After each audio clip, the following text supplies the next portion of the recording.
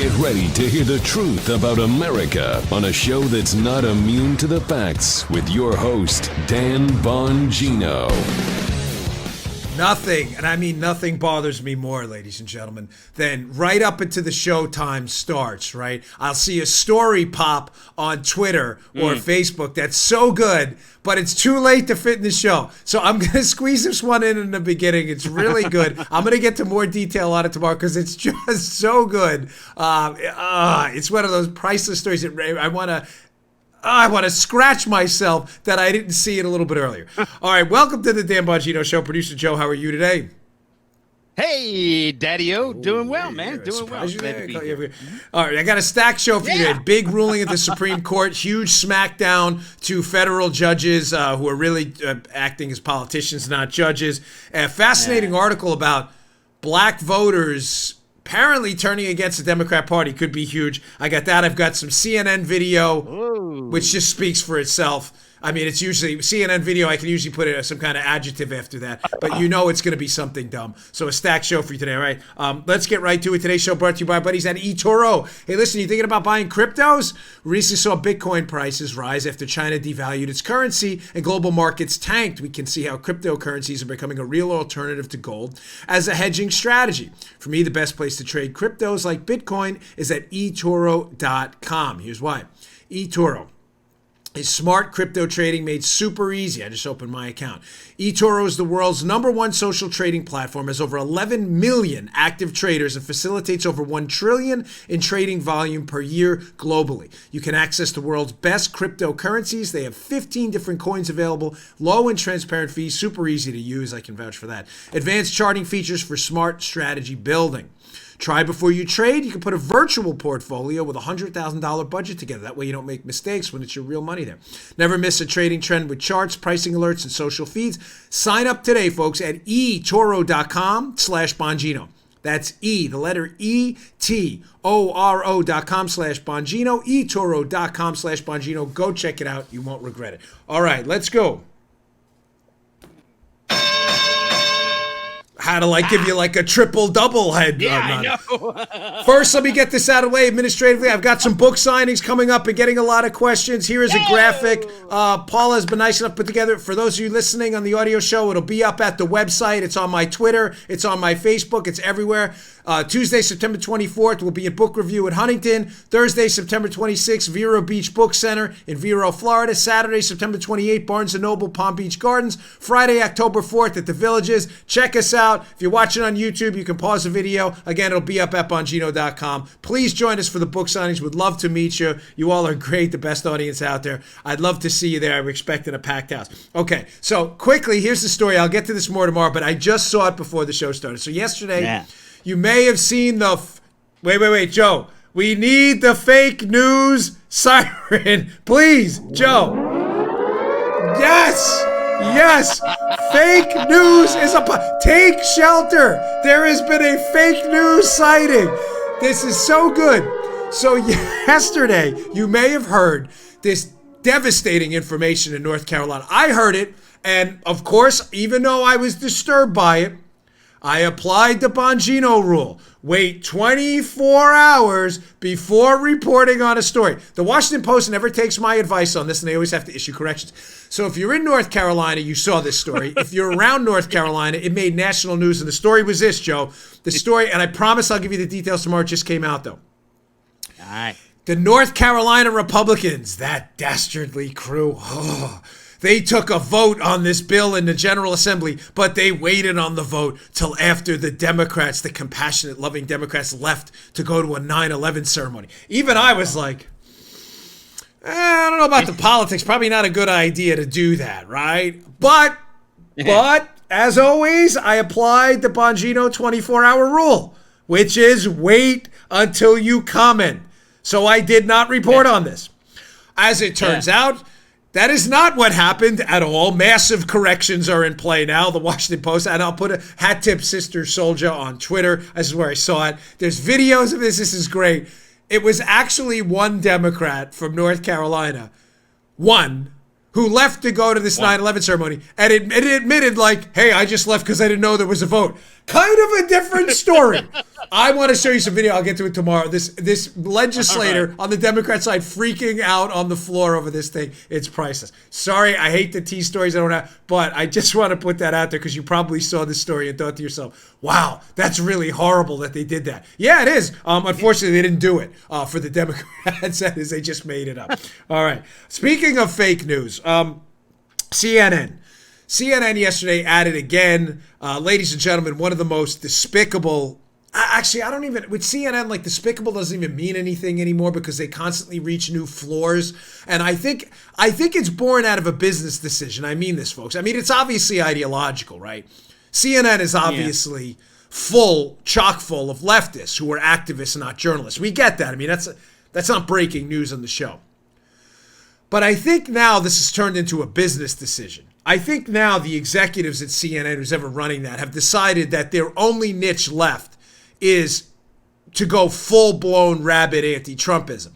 So yesterday, on the 18th anniversary of the savage 9/11 attacks, CNN decides to broadcast this piece of utter, complete garbage on the anniversary of 9/11. Here's a startling statistic. Since 9/11, right-wing terrorists have killed more people in the United States than jihadist terrorists. That's according to New America. There are some folks for their own political purposes, would like to keep the focus on only one form of political violence over another. But that would be unwise, because we don't have the luxury of choosing which threats we face. And there's a case to be made that these threats actually echo each other, as our colleague Jim Sciutto and others have argued. What the was that? Yeah. Number one, wait. I don't even know how to. That goes on, by the way. I had to cut that because I don't want people jumping off bridges to get away from it or like bashing their heads against walls to stop it. Like, stop that. Man, like that movie with Sandra Bullock where if you see the creatures, you're tempted to like bash your head into wind and there was like a mass suicide epidemic. You see more of this, it'll incentivize you to like plug your ears with hot wax. This thing goes on. It is possibly the most offensive piece of CNN garbage. And there's a lot of CNN garbage I've ever seen. Remember, CNN's a network that employs Brian Stelter, George Costanza, which is humiliating enough in and of itself. This network, what they did yesterday was an absolute disgrace. Point number one. Did you notice the graphic there on CNN? The graphic behind this alleged commentator, who I don't even know this guy, says the KKK and Islamic jihadists and compares the two. It says it's something, fine, whatever. The KKK is not right wing. The Ku Klux Klan has nothing to do with it. The conservatives believe in big R, God-given rights.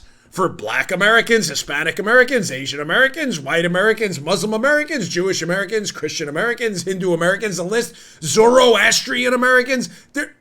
That's not right. I don't know what you're talking about. What do you mean? The left are the violent tyrants, not us. The Ku Klux Klan, right-wing terror. Listen, terrorism is terrorism. Violence is violence. If it's committed by Aryan skinheads or Islamic jihadists, the result is the same. But don't put this in a right-wing terror. Right-wing. These people don't belong to us. We have nothing to do with these people. Never, ever, ever accept that premise. Ever. This is a made-up, disgusting, filthy, atrocious, pathetic CNN narrative on 9/11. And why are they doing it? Well, one, because CNN is full of disgraced, horrified liberal activists, terrified that they're losing the country to liberty and freedom because they're mini tyrants. So in order to taint and tarnish the other side on 9/11, they want to make sure that they can tarnish conservatives and Republicans on 9/11 by attaching them to terror incidents. I'm not kidding. The graphic behind him says KKK and Islamic jihadists as he's talking about right-wing terror. We have nothing to do with these lunatics. Nothing. No conservative or Republican who subscribes to our actual principles, not what they think they are. None of them believe that these people share anything in common with us at all. Nothing. You doubt me? Show up in a Ku Klux Klan hood at a conservative rally. You will be kicked out of there on your... fast, your head will spin. Of course. I've see, unlike CNN, I've actually been there outside of the television studio. And I've seen people with signs that said thumbs up being thrown out that were as horrible as what this guy's suggesting. That's number one. But number two, there's this is going to get a little bit complicated, but you need to understand what's really going on at CNN. So on 9/11, they want to be sure to distract people from the narrative about from the actual story about dangerous Islamic jihadism. They want to distract people because that narrative doesn't work for them. So how do they do it? They refocus the story on terrorists being conservatives, when none of it's actually true. Remember, this is allegedly a news network, which is a big joke. But secondly, focusing the public on terrorism on 9/11 with his Islamic jihadist origin, that counter-terror narrative is not a narrative that works for the left. The left is CNN. They're the same thing. Leftists have always been associated with chaos, attacks on law enforcement. Counterterrorism focuses the Republic on the Republican Party that has always taken a strong law and order anti-terror stance. Tell me this makes sense, folks, please. That narrative, combating Islamic jihadis, does not work for the left. No one elects leftists to go after terrorists. Nobody. Because they're soft on crime, soft on terror, soft on law and order, big time against the cops. That narrative doesn't work for them. So they have to refocus the narrative to something else, and that refocusing is to what? Not, like I said to you before, conservatives are the Ku Klux Klan and they're terrorists too. That's their first BS narrative. But their second narrative is Islamophobia. This is the real fear of 9/11. Not Islamic jihadism. It's you racist Americans going after your Muslim neighbors. Which, ladies and gentlemen, is the left's preferred narrative on 9/11. That's what they want you. I told you, I remember 9/11. I was a working federal agent, and I have said repeatedly, the instances we got of complaints, now granted, I was in the Secret Service, not the FBI or the local police department, but we received a lot of calls. The instances I got of calls from American Muslims, of them saying, hey, I'm being discriminated against by my neighbor, were nil. However, the instances of calls that I received from, this is a true story, from Muslim callers who called the Secret Service to say, hey, there's something going on next door. Something's going on here. I think you should check it out. We're high. In other words, what I'm telling you is these were our allies in this, based on my personal experience. Anybody who tells you otherwise, I don't think lived it. Now, were there instances of stupid behavior? Of course there were. We're a country of 330 million people. But that's not clearly the dominant story. The dominant story was Islamic jihadis attacked us. That narrative doesn't work for CNN. They want you to believe two things. Conservatives are the Ku Klux Klan, and that's the real danger in the country. And secondly, that the real danger here is rampant Islamophobia on 9/11. It's not rampant. It's not they want you to believe that because that narrative works for CNN's politics, which are not just left, far left. Thirdly, they have to make sure the focus is always on the racist white male narrative. Always, no matter what.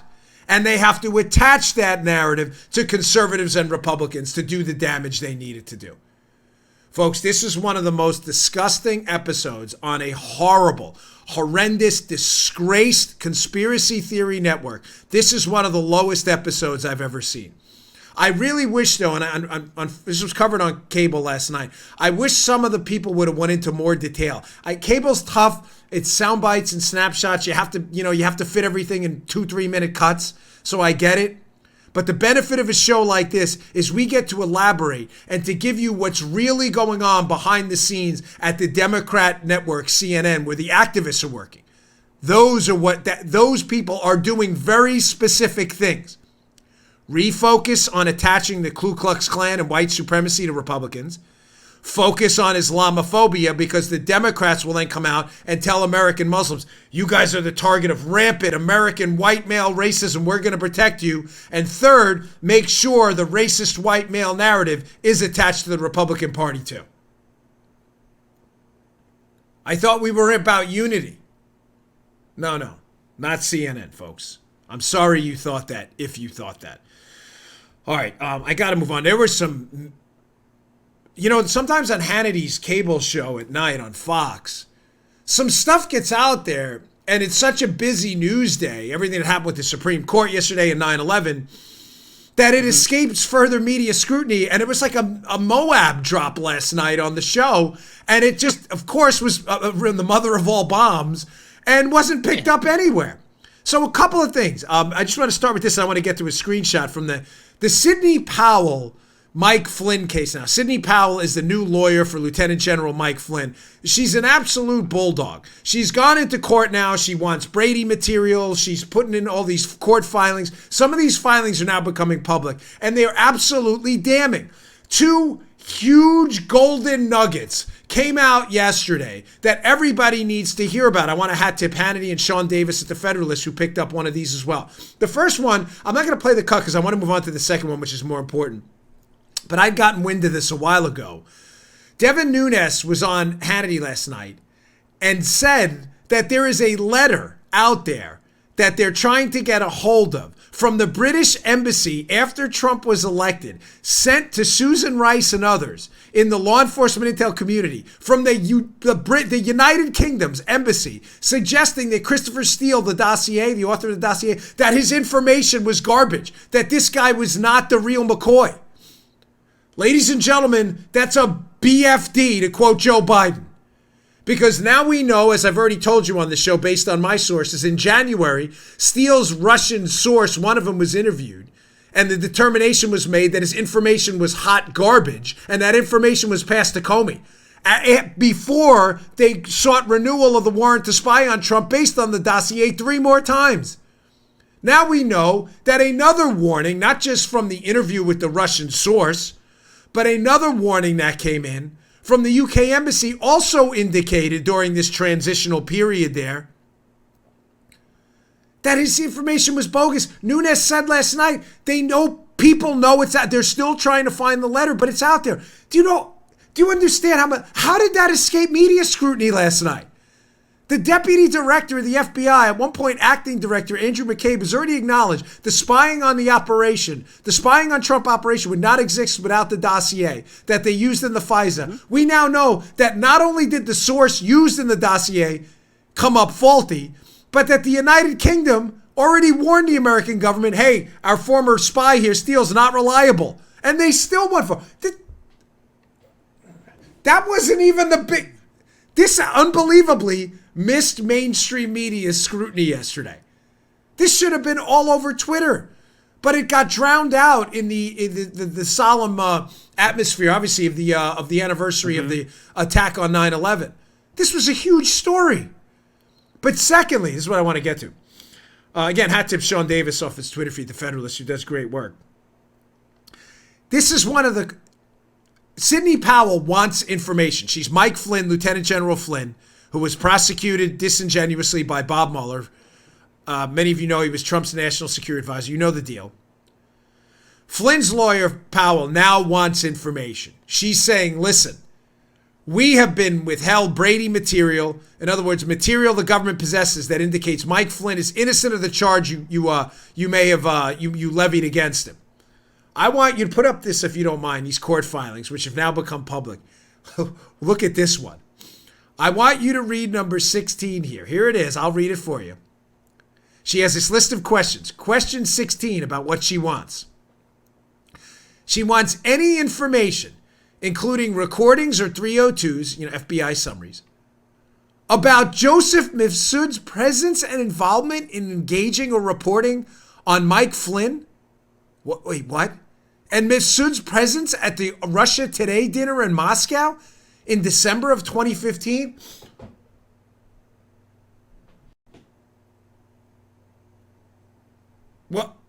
What the hell is that? Ladies and gentlemen, this may be time for our... Someone sent these to me. Forgive me, I don't remember your name. By the way, Christian was the one who sent... What was that? Christian sent me something. He sent me an email. Thank you, Christian, for whatever you sent me. I said to... Someone sent these, Joe. You see these? These are our thug life. We need the cigar, too, though. Folks, we've only been right about Mifsud the entire time. Yeah. Nice job. Nice job, Paula. Ah. Very nice. So, just to be clear here, how important what I just read to you is, the entire Democrat, liberal, activist, CNN, MSNBC, Roswell, Rachel Maddow, as Hannity calls her, which is a great nickname, by the way, conspiracy theory left's theory is that Joseph Mifsud, this connected Russian agent carve-out, approached George Papadopoulos on the Trump team with information about Hillary's emails. Papadopoulos lied about it, and that's the Russian collusion case. Everybody gets that, right? This is not complicated. The left's entire conspiracy theory is that this guy Mifsud, in the spring of 2016, approaches Trump team member Papadopoulos and says, hey, the Russians have dirt on Hillary. Conspiracy. Trump's team colluded. Papadopoulos was a member of the Trump team. That's the whole theory. That's it. That's the whole theory.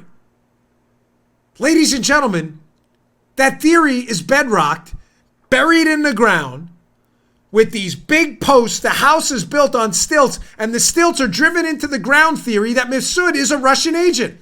If Mifsud is a Russian agent, then the theory may have some bones. The Russians work with this guy Mifsud to traffic information to the Trump team. Ladies and gentlemen, if Mifsud is not a Russian agent and was working for friendlies, there's only one story that makes sense. And the story is that the Trump team was set up and entrapped. The whole premise of my second book, Exonerated.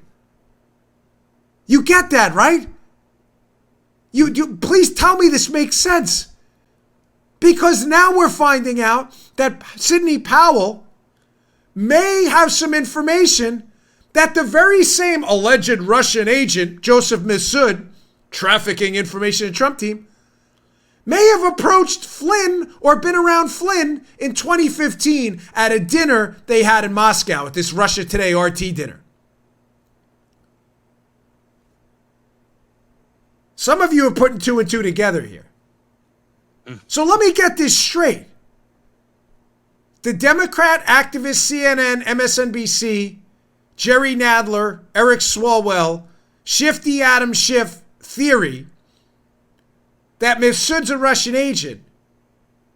If Mifsud's a Russian agent approaching the former DIA director, Defense Intelligence Administration, Mike Flynn, a very senior level intelligence official back in 2015 at a dinner, then why wasn't anybody warned about him?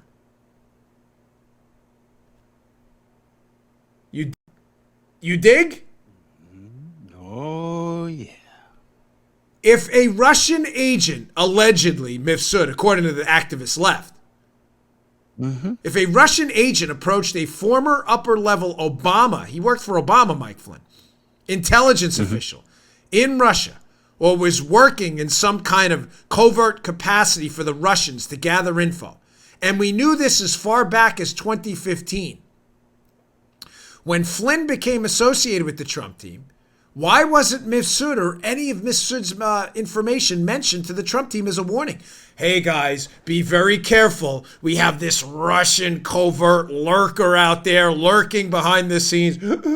Joseph Mifsud, and he's clearly working his way in. If you see this guy, we have him working around Flynn in 2015. He's so dangerous. Be very careful because the Russians will collude and they will gather information. They'll use Mifsud as a carve-out to infiltrate and destroy our election process. Why wasn't anybody warned? The answer is because the story is total, complete BS. Mifsud was a Western intelligence asset. He was not a Russian carve-out. He was working to entrap enemies of the Obama administration. Folks, that's why my first book is called Spygate, and it's not called Trumpgate or even Russiagate. The Obama administration was using foreign intel operatives to work with people like Mifsud in circumvention of our spying regulations on American citizens to gather information about political opponents like Mike Flynn they did not like. They then transferred that strategy to the Trump team when Trump became the Republican nominee. The reason nobody was warned about Mifsud on the Trump team is because Mifsud was working with them all. That is, the political opponents of Trump and the political allies of Barack Obama. This is a stunning piece of information. I can't wait for those documents to come out. Oh boy. Read book 2. It's going to be a real eye-opener for you, folks. There's some real nuggets in there. All right, I got a lot more to get to. I haven't even touched the Supreme Court completely. I mean, in one of the most... You know what, Paul? Here it is. This is the Supreme Court yesterday.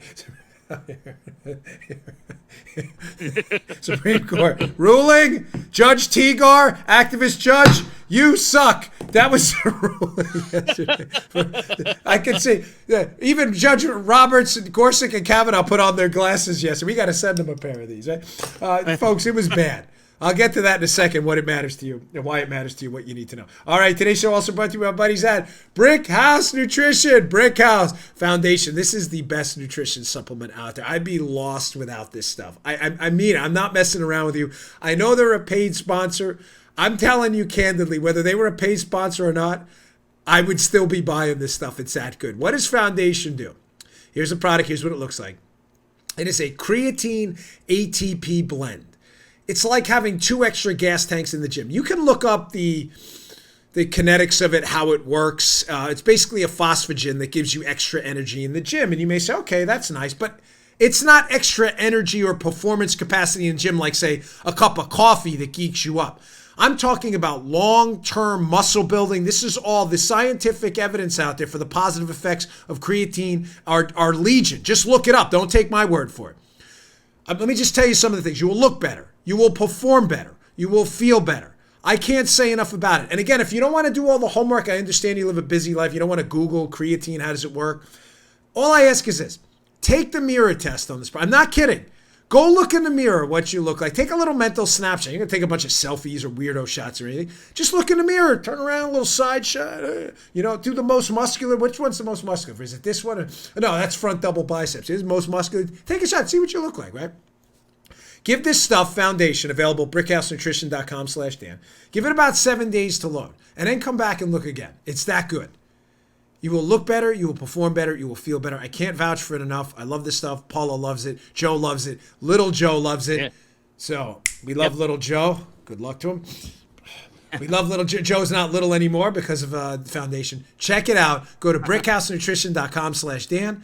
That's brickhousenutrition.com/Dan. Pick up your bottle of Foundation today. You will not regret it. I'm telling you, it's the finest nutrition supplement on the market. Just give it a shot. Go try the mirror test. All right, moving on. So yesterday, this Judge Teagar, Tigar, has really turned into a politician. I mean, he's a judge in name only. He's a gino.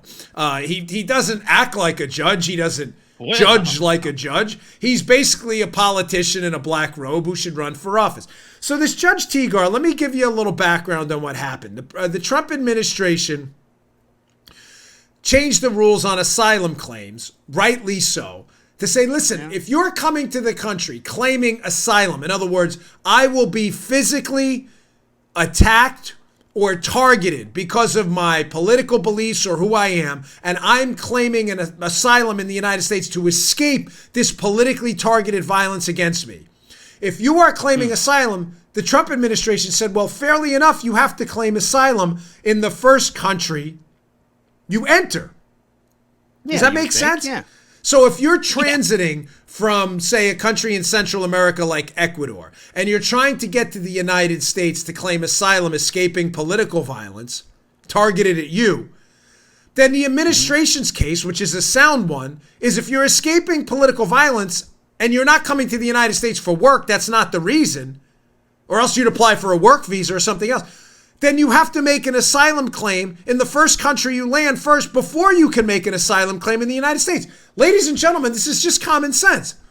If you're transiting through Mexico because you're trying to escape Ecuador, and your reason is I have to escape Ecuador, then what's your reason for filing asylum in the United States even further north? Well, if your reason the whole time is you just want to be in the United States, fine, just say that. There's a legal immigration process to do that. There's a work visa process. But that's not, you. Please tell me you understand the difference. Just be candid. That's not what you're saying. Yeah. These folks claiming asylum are claiming, I had to escape Ecuador, Guatemala, Central America, and because it was so dangerous, I was going to die. Okay. Well, when you escaped to Mexico, then why didn't you claim asylum there? Well, I really didn't want to go to Mexico. I wanted to go to the United States. That's not the same thing.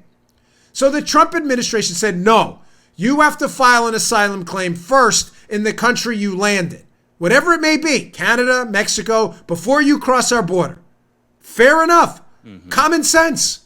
There are other avenues to get here. That's not the avenue asylum seekers sought. Judge Tegar, who's a politician, again, the guy's a gyno. I'm telling you, this guy's not a real judge. I'm sorry. I wonder if this gyno's from Virginia. He's an Obama appointee. He's awful on this stuff. He issued one of these dreadful just go at that. Just talk a little. This judge issued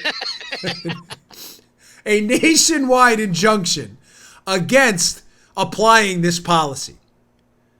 Now, he was immediately smacked down by, of all things, the Ninth Circuit, the nutty Ninth, who said you cannot issue a nationwide injunction against this policy.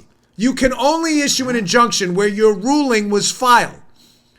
In other words, it wouldn't have applied, I believe, in New Mexico and Texas, and would have applied across other portions west of the border. West of there. Make sense? The nationwide injunction, that even the Ninth said, you can't do that. The case was filed with you, Judge Tegar, in your court, and where your court has jurisdiction, that's where it would happen. Judge Tegar, who again is a politician, the guy's a gyno, he's a total gyno, comes back again, despite the fact that Clarence Thomas and other members of the Supreme Court have already said, hey, listen, you better cut the crap with these nationwide injunctions. You guys you're judges, you're not politicians. Tegar, unbelievably, I almost have to give the guy credit for his cojones, comes back and says to the Ninth Circuit, no, I'm reinstituting the nationwide injunction, basically giving them the double-barreled, I'm not going to do it because it's somewhat family-friendly, the show on YouTube. Gives him the double-barreled middle finger and says, I'm reinstituting the nationwide injunction. Even the nutty Ninth is like, ruling on the field, the play doesn't stand. The Supreme Court, you can see in this story at the AP, immediately takes up the case by Mark Sherman. Just issues a quick ruling on the case because they can't stand these nationwide injunctions, and backhands this gyno judge and says, no thanks. Now, not only does your original ruling that it would apply in your district only, right? Not only is that original ruling thrown out that the Ninth Circuit put, now it's a nationwide, the Trump administration can apply the policy across the whole country. They said, see ya, gyno Judge Tegar. There you go. They have a little more detail in their story. It's worth your time. It's AP. They're pretty far left. But it's worth your time because they actually cover it pretty fairly, which is shocking. And sometimes, once in a while, I'll throw a bone at them. But do you understand how damaging this is to the left? Just doesn't get it. Remember what they do. They move seamlessly from one venue to the next when they lose a fight because they're tyrants. This has been an evergreen topic on the show, but it's important to readdress. The left can't win nationwide on anything. I'm talking about a national consensus here. There is no national consensus for anything the left stands for. There's consensus in California, New York, Chicago, not nationwide. There is no consensus for confiscatory taxes. There is no consensus for government-run healthcare. There is no consensus for infanticide and late-term abortion. There is no consensus for open border. None.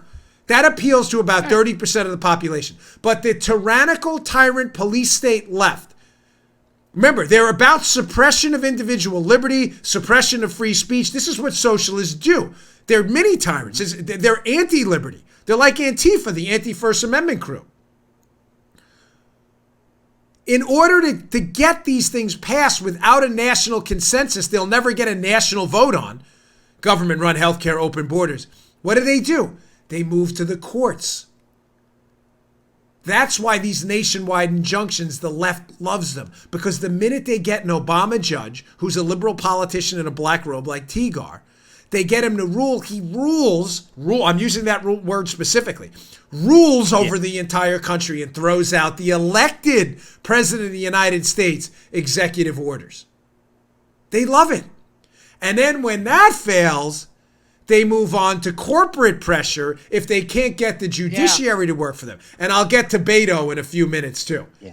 Another ridiculous Beto Robert Francis O'Rourke proposal, which we're going to turn on its head in a minute. How they move seamlessly into pressuring corporate America, what they cannot get passed by a national consensus. This was a major smackdown. Hey, put up that Washington Times story if you don't mind, as well, and going to show you why this judicial avenue. Remember that national consensus. Nope, they lost the national election. Courts. Nope, they're losing that. They just got smacked down. Then they go to corporate pressure. But why are they losing in the courts now too? Washington Times, Alex Swayer.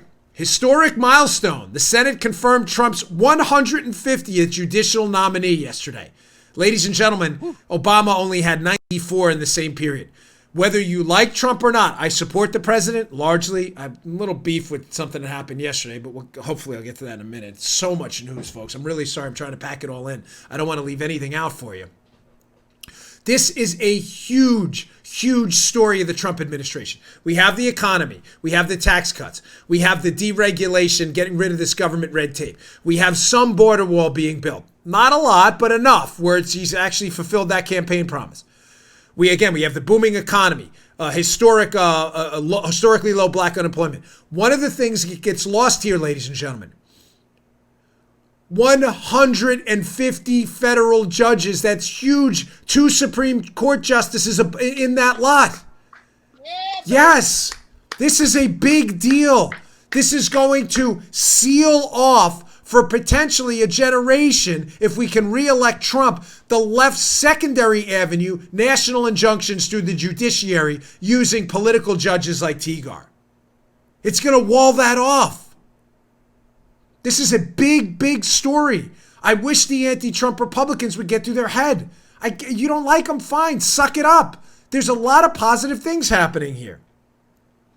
All right. Speaking of positive things and positive signs, this Powerline blog piece is a must read. If you're not on my email list, please join. With respect, I ask and I humbly request you do that. I put a lot of work into the best stories of the day. I mean, it takes me a long time to get these together. This Powerline blog story by Paul Mirengoff, Are Blacks Moving Towards the Center as Their Party Lurches to the Left, is a terrific read. Be at the show notes today. If you're on my email list, I email the articles out every day. It's also up at Bongino.com. If you don't want to join the email list, totally understand. But please read it or just look it up on Powerline blog. That's fine. Either way, I don't need to get the clicks from it. I just try to make it easy for you. Another positive sign. So much negative news lately. Another positive sign is some polling data about where Black America is in relationship to the Democrat Party is starting to look very positive. I don't want to be dramatic. I'm not trying to be hyperbolic. Is there a massive tectonic shift that's going to happen? Probably not anytime soon. But ladies and gentlemen, my point in this whole I'll get to a snippet from the piece in a minute. We don't need a tectonic shift in Black Americans' voting patterns to change things. We just need small incremental shifts. Upwards of 25% of the Democratic electorate consists of Black voters. Their support for the Democrat Party, depending on the polls you look at nationally, upwards of 85 to 90%. Ladies and gentlemen, that's essentially a monopoly in voting.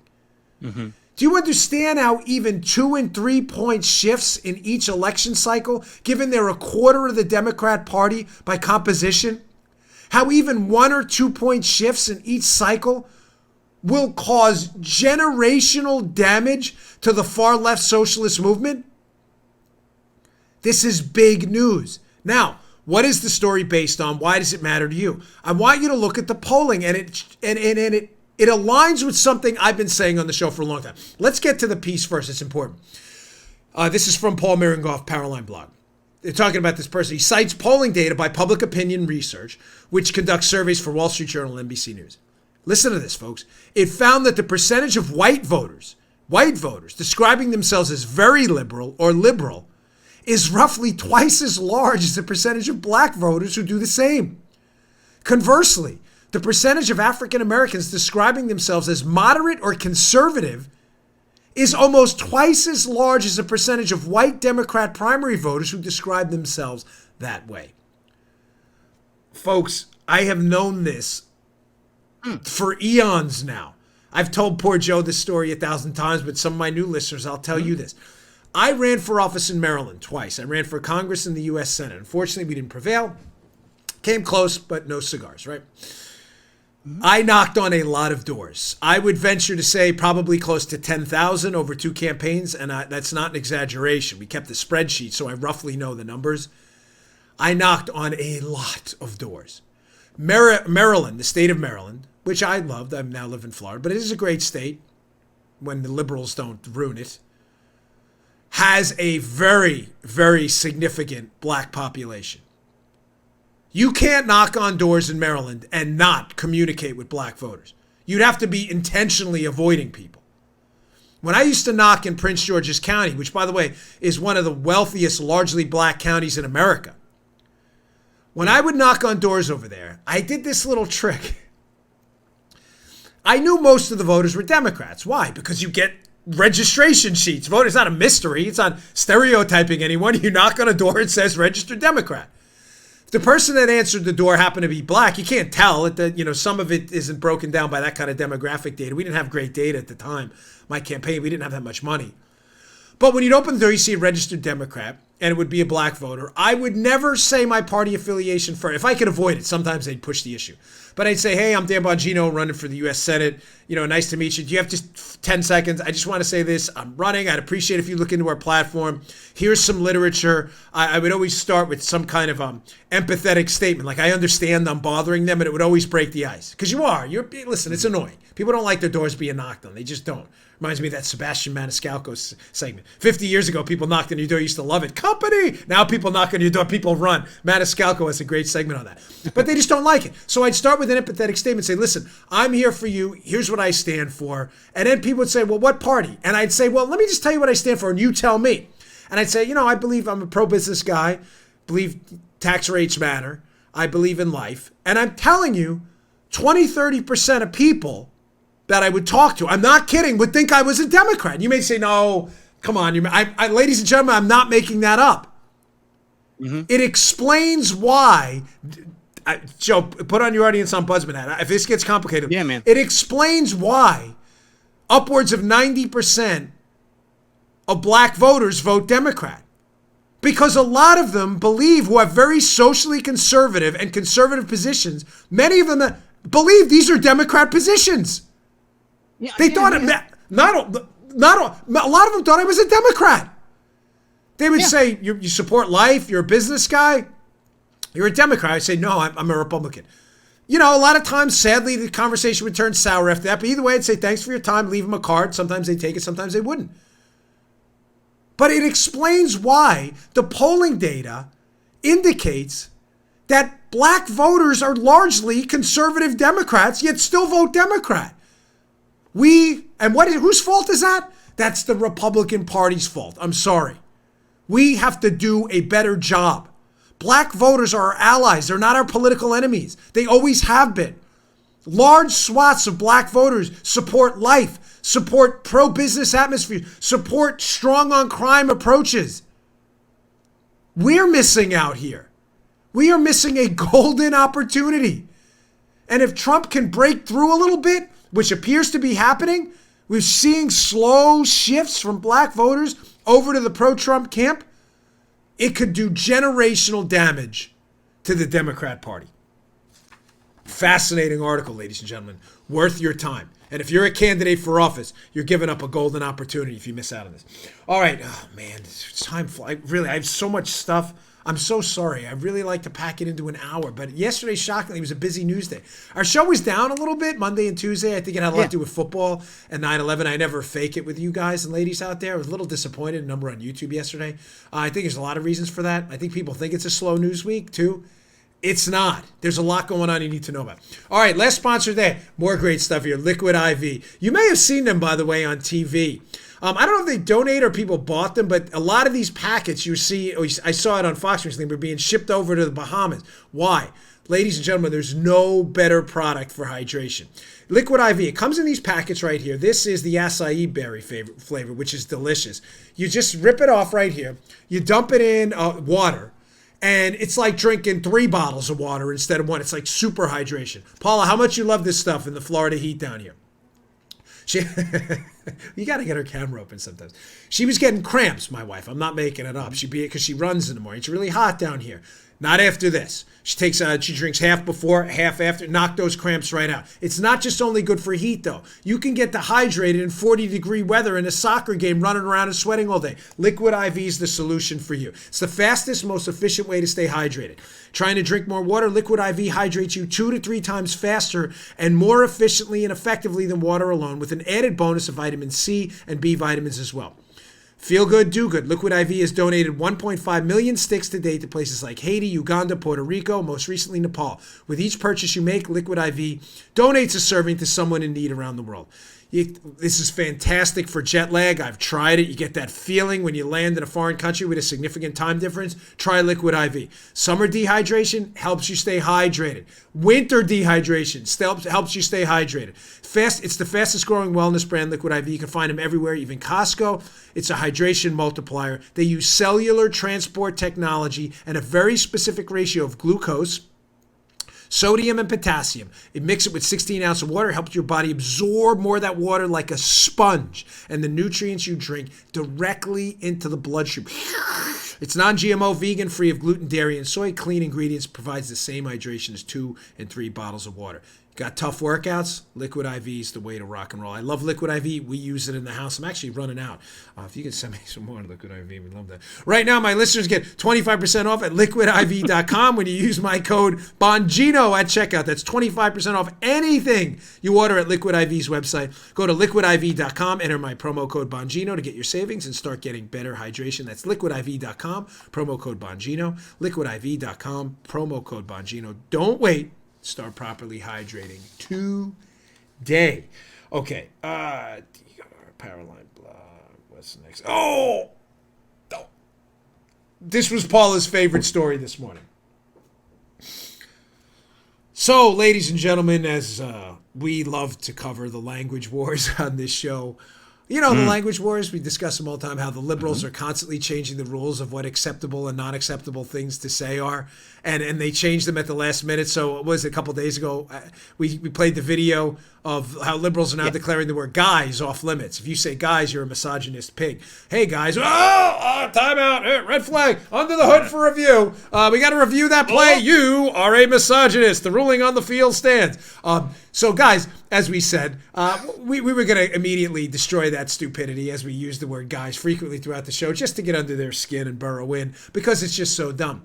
Well, the Daily Signal, the show notes are great today. Please read them. Another story I have at the show notes. Daily Signal.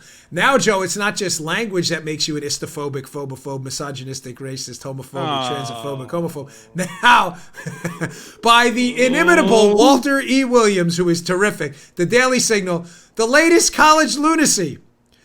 Correct English grammar is racist. Correct grammar. Now, if you use correct grammar, you... Yes, Joe, I understand. Take your foundation to restore some of the neurons you're losing by having this conversation. This is not a joke. This is the dendrites are being pruned. I get it. The myelin sheath is wearing off that axonal sheath. What are those things called? The Schwann cells are dying off. I got to go back to my my psychology studies. They're all dying off. I get it. So from the Daily Signal piece, this is actually happening. We are definitely living in a volcanically peaked stupid civilization's collapsing in front of us. I'm sorry. So there's a professor at American University who's hired to teach this kind of nonsense. His name is Asiao B. Inoue. He's a professor at the University of Washington in Tacoma in interdisciplinary arts and sciences. He's the director of the university's writing center. Inoue, who was brought into American University, he believes that a person's writing ability should not be assessed in order to promote anti-racist objectives. Inoue taught American University's faculty members that their previous practices of grading writing proposals promoted white language supremacy.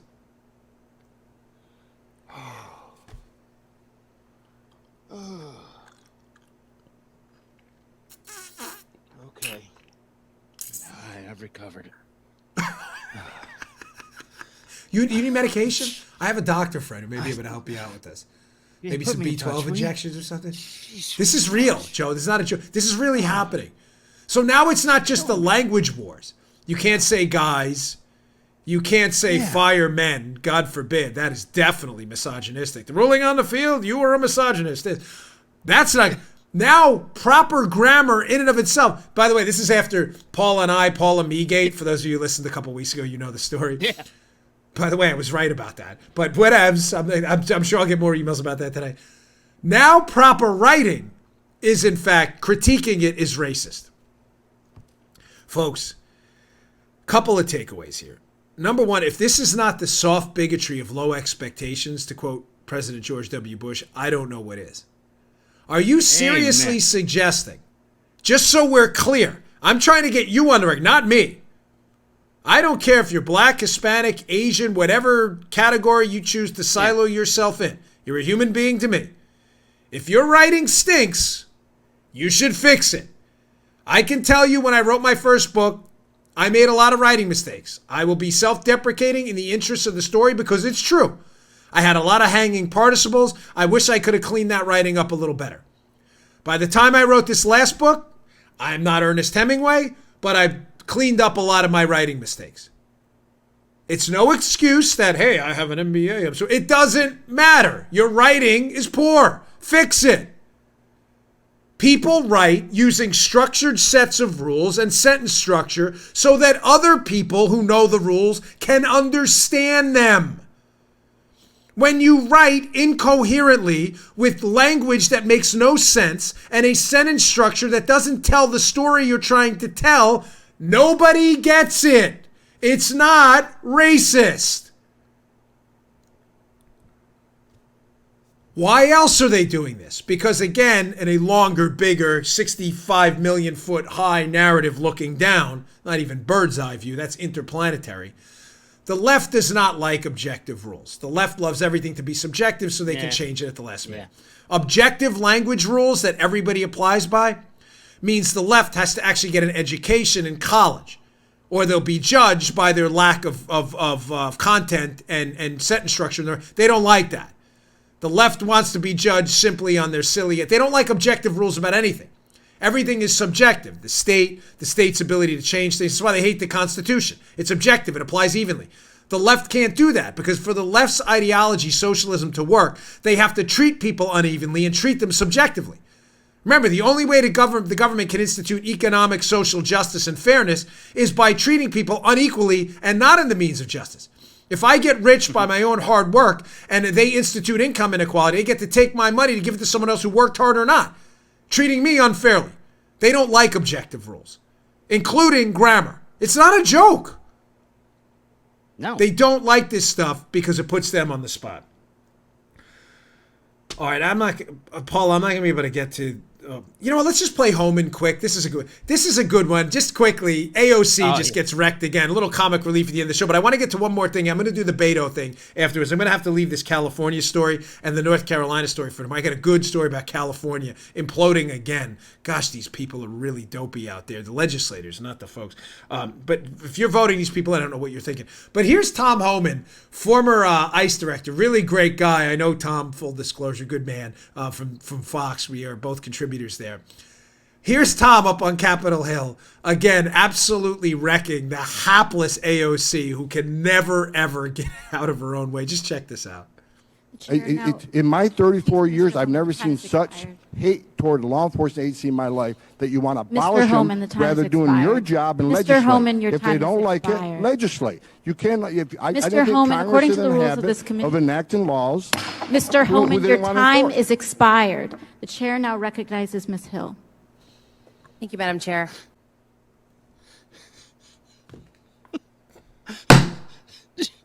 Did you see the hand come and point out the gavel?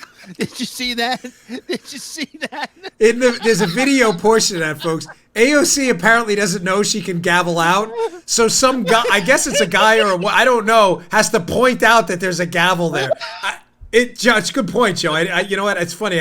I was only playing it for the audio. I didn't even realize the video. Yeah. But you're right. Here it is, folks. I'm sorry, listeners. Yeah. Here, look. I have a gavel. Here's what happens. You're watching on YouTube. There's a the gavel creeps into the picture like a ghost gavel. Yeah. Good for you, Tom Homan. I encourage anyone going up to Capitol Hill, me included, if you're up there, you're subpoenaed to testify, and AOC and the others want to crap all over you, I encourage you to fight back. Good for you. I would have done the same thing. You need to respect the No, I don't. You don't respect me, I don't respect you either. The hell out of here with that crap. You're going to take a big... I'm not even going to say it. They just... all right. Whatever. What was my... Oh, Beto. Ladies and gentlemen, I got to get to the vaping thing, too. I'll get to that tomorrow. Just if you follow me on Twitter, I really support the president, but I think this vaping thing was a bad idea. It's a longer conversation I'll get to tomorrow for other reasons. Again, I want to wait things out a little bit. I think everybody's panicking. There's no vaping ban yet, so let's let the Bongino rule apply. I will get to that tomorrow. But just last story of the day, here's Robert Francis Beto O'Rourke. I mean, just the most pathetic candidate in the field right now. I don't know if he's cracked the 1% mark in polls, but he put out this tweet, which is just another gross example of how pathetic this failed human being is. Beto, credit cards have enabled many of America's mass shootings in the last decade. The credit cards are to blame, just like the New York Times said the planes were to blame for 9/11 yesterday before they deleted that. And with Washington unwilling to act, they need to cut off the sale of weapons of war today. Weapons of war. Notice how he conveniently throws that in there, despite the fact that it's false. So again, what Beto, who's a total fraud and a phony, who ran as a fake moderate against Ted Cruz. What Beto wants, he can't get past nationally because there is no national consensus to get rid of sporting rifles. None. He can call them weapons of war all they want. That's just a lie. They're not the same things because Beto's just not that bright. So what Beto can't get past legislatively, he can't get past in the courts either, by the way, because of the Second Amendment. He's going to try to get, and the Heller decision, he's going to try to get past through corporate pressure. Remember what I told you before, the switching of venues amongst liberal lunatics. So I pose a question to Beto. Should Republicans do the same thing? What if Republicans started pressuring credit card companies to deny transactions at any Planned Parenthood clinics or any abortion provider at that? What about denying transactions at any OBGYN who has conducted an abortion? How would you feel about that? The answer is you wouldn't. You'd lose your minds. You'd accuse us of being tyrants. No, that's what you are. We're not suggesting that. I am vehemently pro-life from conception to natural death. But I don't believe in economic tyranny. You do. You're the tyrant. I'm principled on the issue, as the listeners are. You are not. You're not. You are trying to tyrannically pressure financial companies because you cannot get your ideas passed nationally.